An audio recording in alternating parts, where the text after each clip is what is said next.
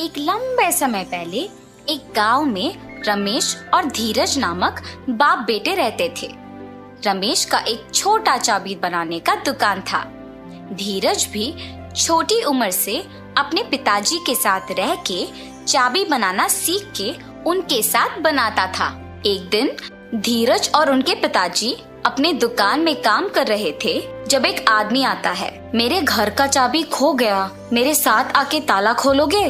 धीरज, बेटा तुम यहीं रह के दुकान को संभालो, मैं जाके घर का ताला खोल के आता हूँ। ऐसे कहकर उस आदमी के साथ जाता है। बहुत दूर चलने के बाद, यही मेरा घर है, ताला खोलिए।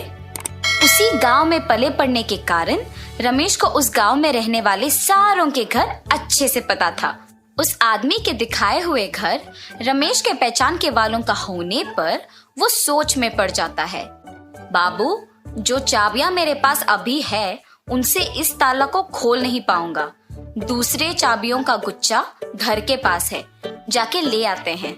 ऐसे कहकर उस आदमी को जमींदार के पास लेके जाता है।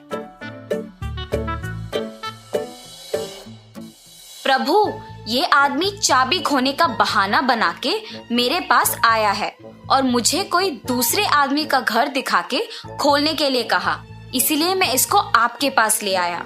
तुम बहुत होशियार आदमी हो, इसीलिए इसको मेरे पास ले आ सके। ऐसे जमींदार रमेश की तारीफ करता है और रमेश अपना दुकान वापस चला जाता है। पिताजी, आपने ताला खोला? और जो भी हुआ धीरज के पिता उसे बताते हैं। धीरज, हमारे पास ताला बनवाने के लिए बहुत सारे लोग आएंगे बेटा। उनमें अच्छे और बुरे दोनों तरह के आदमी होंगे, इसीलिए हमें होशियारी से काम करना चाहिए। कुछ साल बाद धीरज के पिताजी का देहांत हो जाता है और धीरज अकेले ताला बनाते हुए दुकान चलाता है। धीरज कोई भी तरह का ताला बनाने के काबिल बन जाता है। एक दिन धीरज के दुकान को एक आदमी आता है। मुझे इस चाबी का एक नकल बना के दे सकते हो?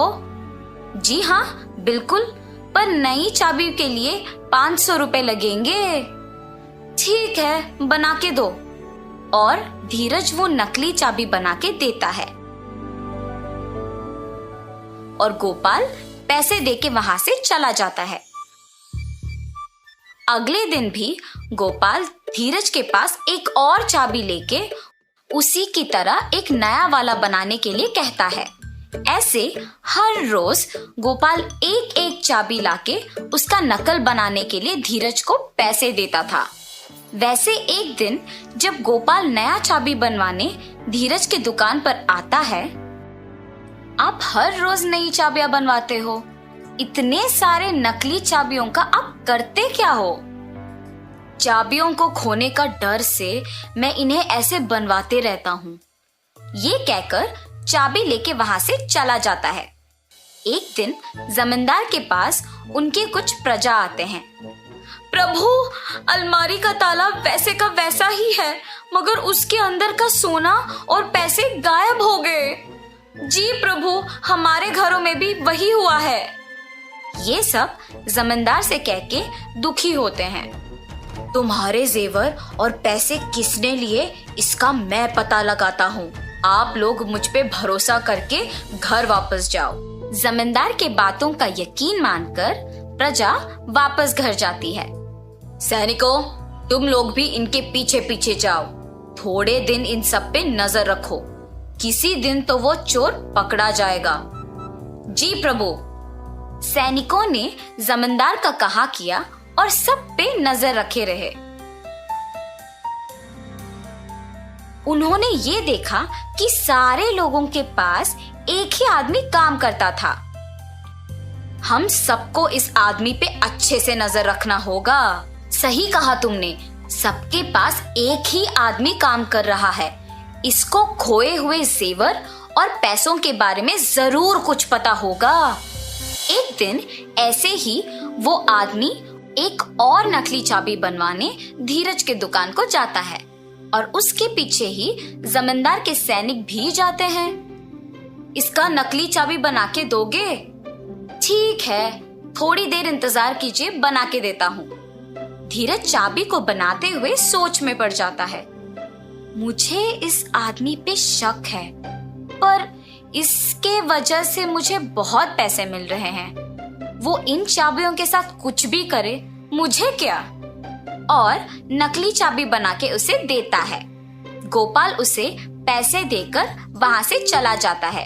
सैनिक भी गोपाल का पीछा करते हैं और उस पे नजर रखते हैं। जब आसपास कोई नहीं होता है तो गोपाल असली चाबी को उसकी जगह पे रख के नकली चाबी से तिजोरी खोल के उसमें से सब कुछ चोरी कर लेता है। और ये देखते ही सैनिक उसे